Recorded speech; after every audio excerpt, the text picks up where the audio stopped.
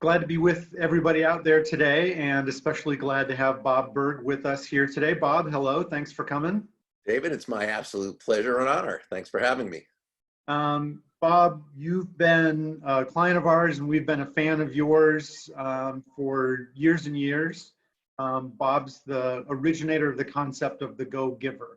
And rather than me doing a big introduction, frankly, because I'm not huge on big introductions, Bob, why don't you just start with telling us a little bit about what GoGiver is and how it kind of arose for you? Sure. And I appreciate your kind compliment. And yes, not only have we been a client of yours for years, but my business partner, Kathy Tajanel, is a Kolbe certified consultant, and she is absolutely amazing. And that's always one of the best parts when we have our GoGiver Entrepreneur Academies. When Kathy does the Kolbe teaching, oh my goodness gracious, it just makes such a big difference for people. They discover things about themselves they never knew they could discover, and it's always one of the highlights for everybody. So thank you, and of course your lovely, wonderful mom who brought this to us originally, and so we're just honored to really be in a sense part of the Kolbe family. So well, thank you. I appreciate that. Thank you. Okay, now I got to go back to what your first question was, which was what? Which was, tell us a little bit, we'll delve deeper into it, but what is the GoGiver? I think the people who are listening are probably somewhat familiar, but who better to hear it from than you? And then also a little bit about how did it come to being? Well, the GoGiver itself, it's a series of books. 3 of them are business parables, co-authored with John David Mann, who's really the lead writer and storyteller. I'm much more of a how-to guy.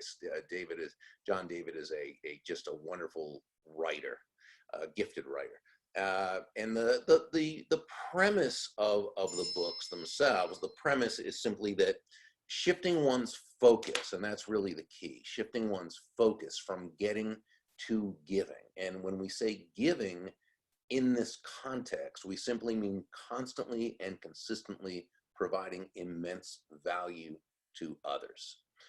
Understanding that doing so is not only a pleasant way of conducting business, it's the most financially profitable way as well.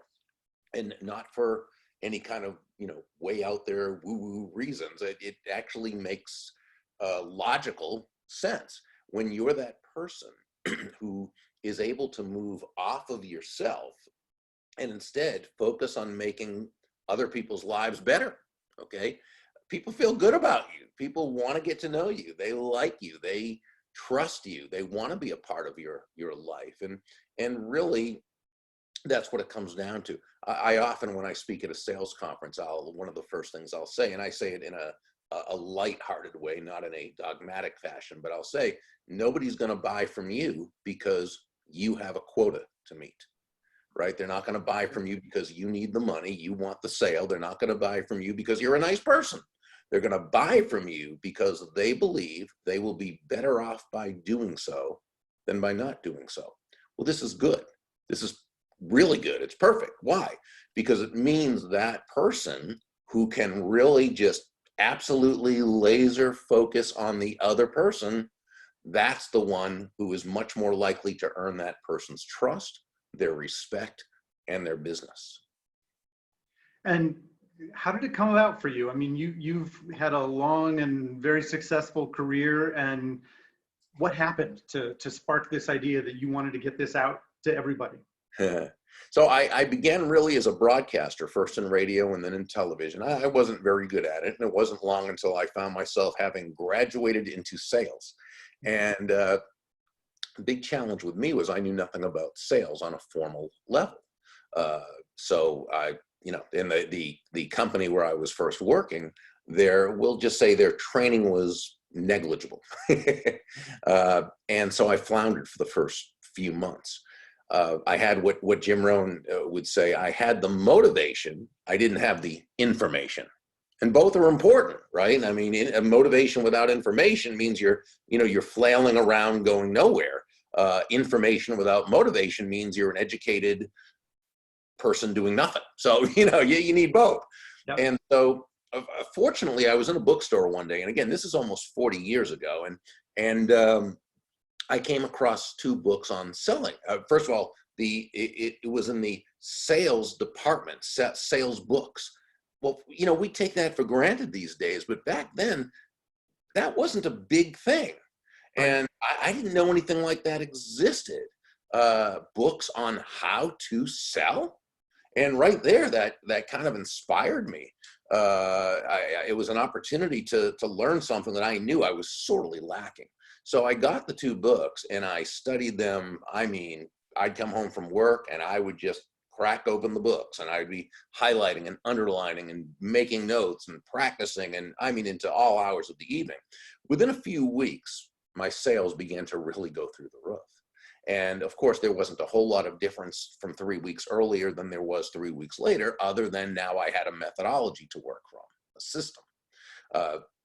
Personally, I define a system as the process of predictably achieving a goal based on a logical and specific set of how-to principles.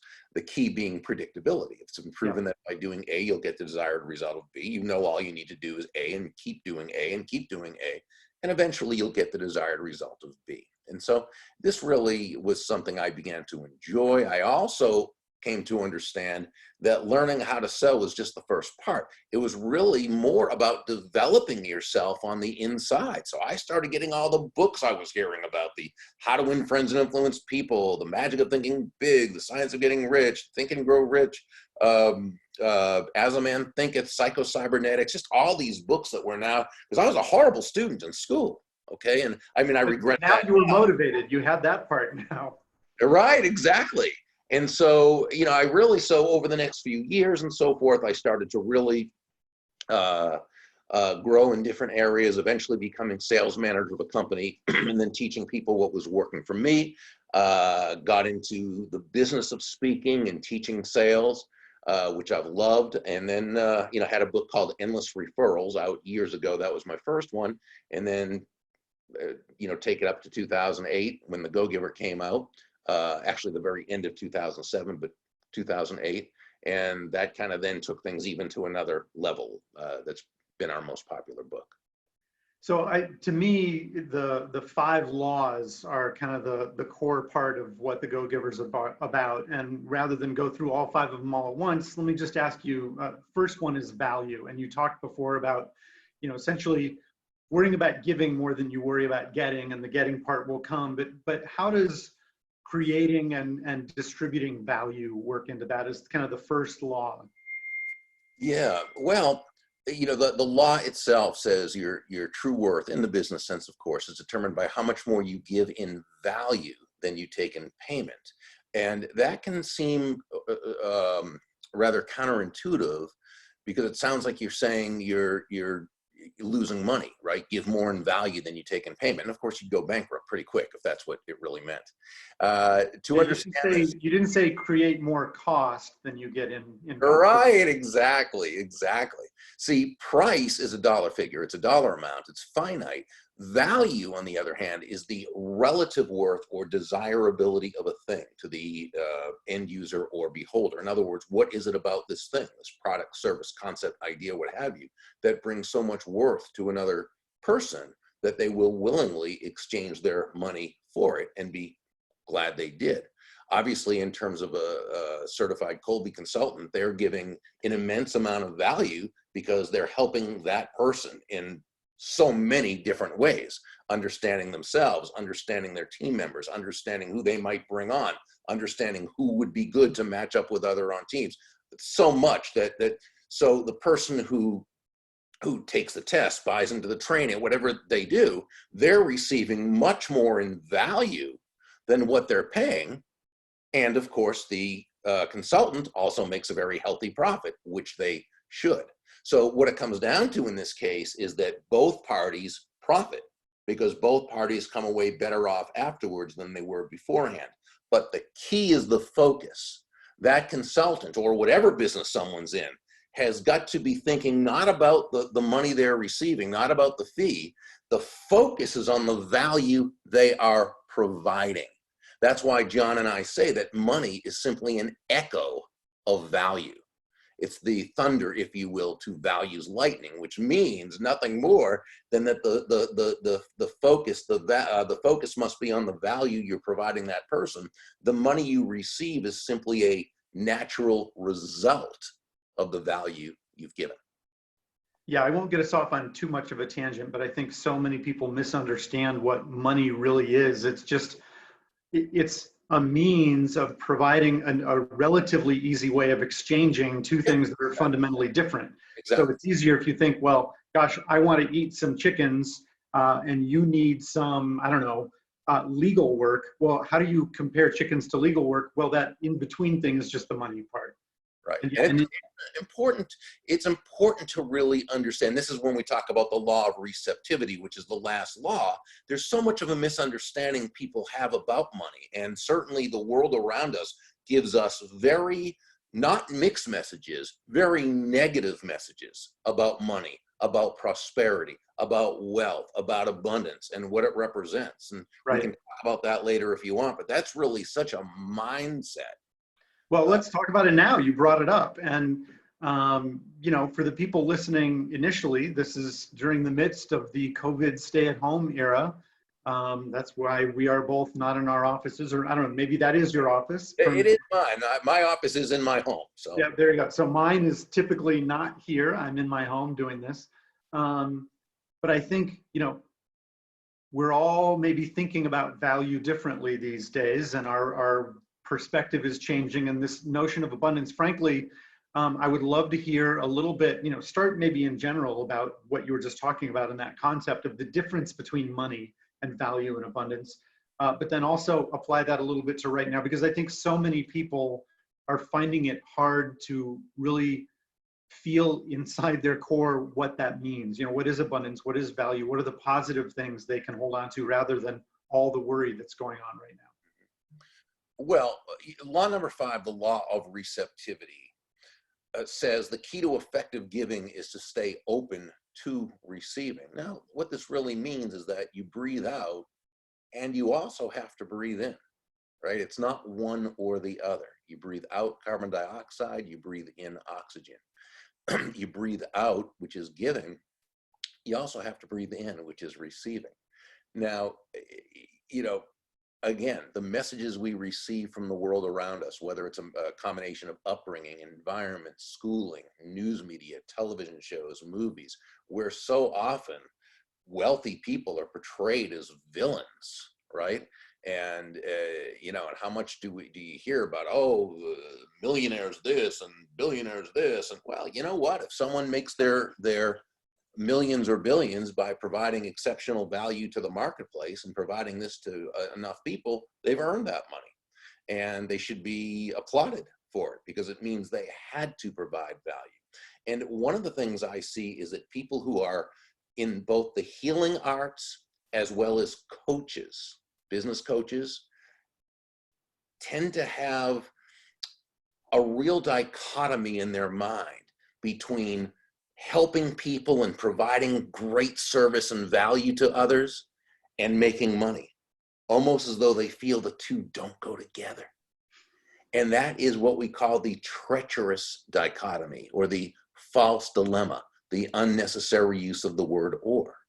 Are you a giver or a receiver? No, you're a giver and a receiver. Do you provide wonderful value to others, or do you make money? No, it's and. You provide wonderful value to many others, and as a result, you earn a lot of money. Now, logically, that makes sense, but that's not how most people operate. As human beings, we operate emotionally, not logically, based by and large.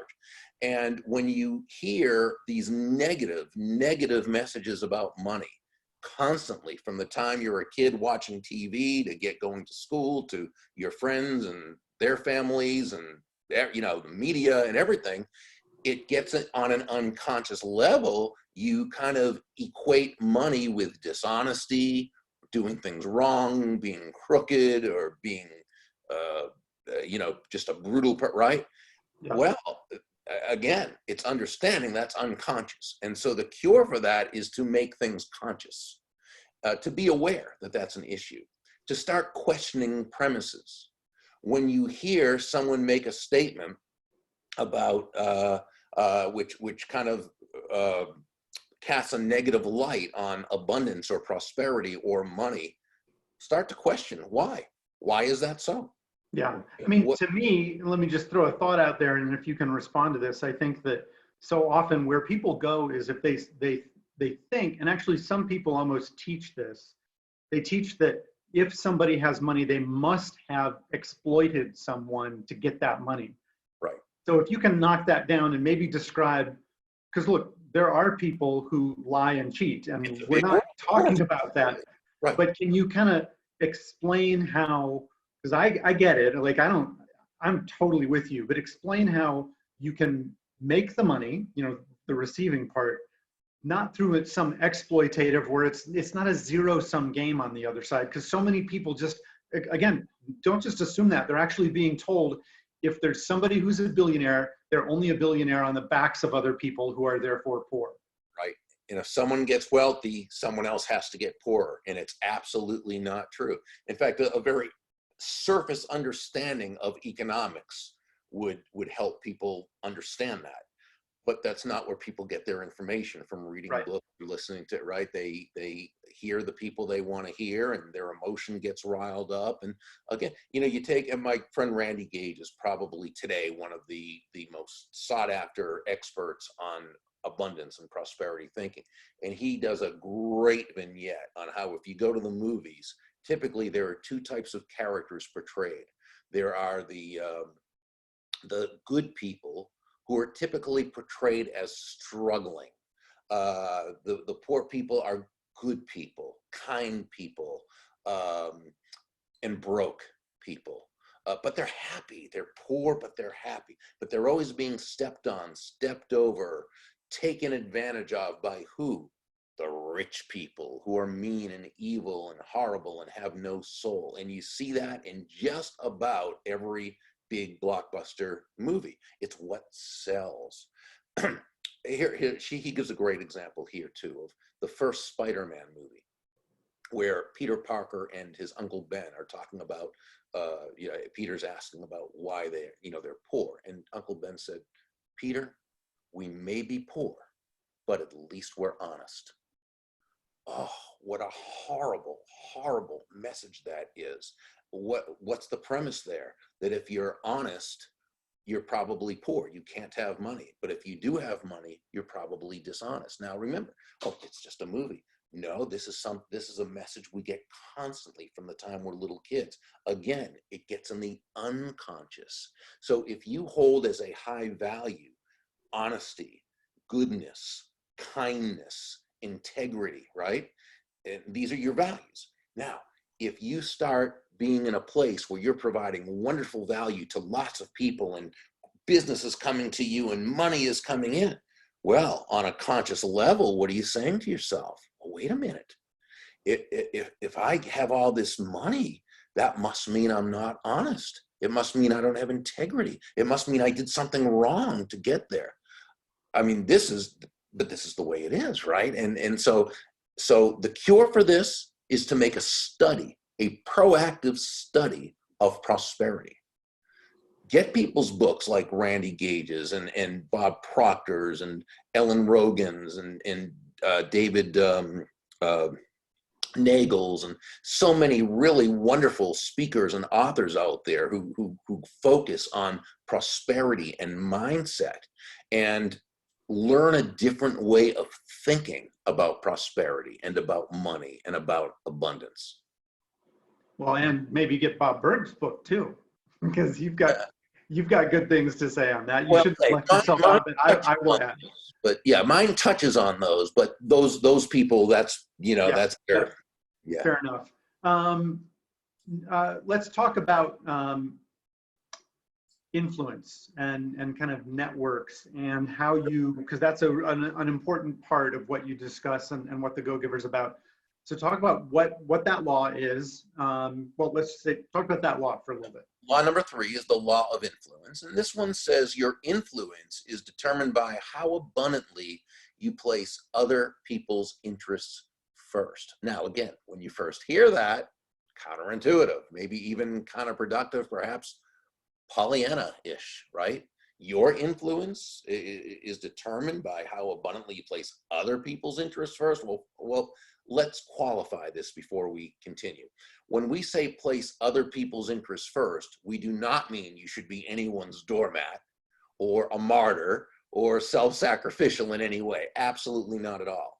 It's just understanding a very basic principle, as Joe, the protege in the story, learned from several of the mentors, that the golden rule of business, of sales, is that all things being equal, people will do business with and refer business to those people they know, like, and trust.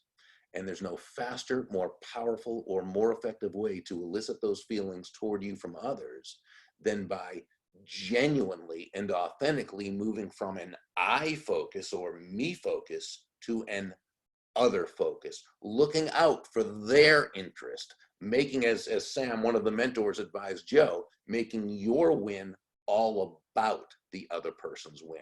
And as you do this, and you do this consistently on an ongoing basis, you develop a reputation as that person who does that. And not only do people know you, love you, and trust you, people want to become your personal walking ambassadors. Do you think that's changed? And if so, how in this, again, as we reference the current era of, businesses shut down, so many people, people and businesses not really wanting to spend money. How do you put that into practice right now? Well, principles stay the same. And now, if you're in a field in which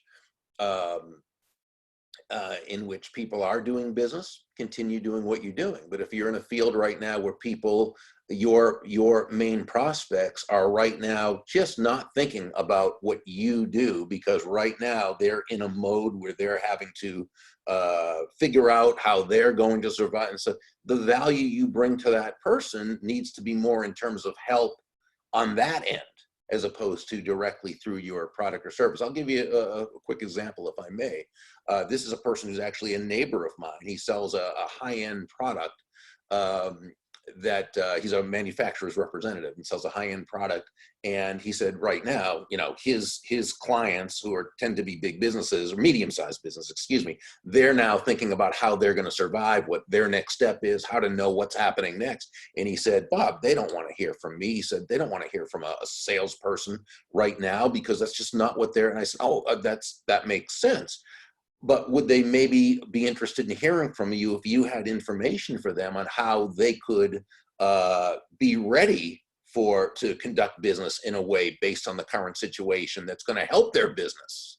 Right. And he said, well, yeah, of course. I said, well, there's a colleague of mine, his name is Dan Burris. He's for 40 years has been one of the world's leading business forecasters in terms of trends. I mean, the guy's amazing.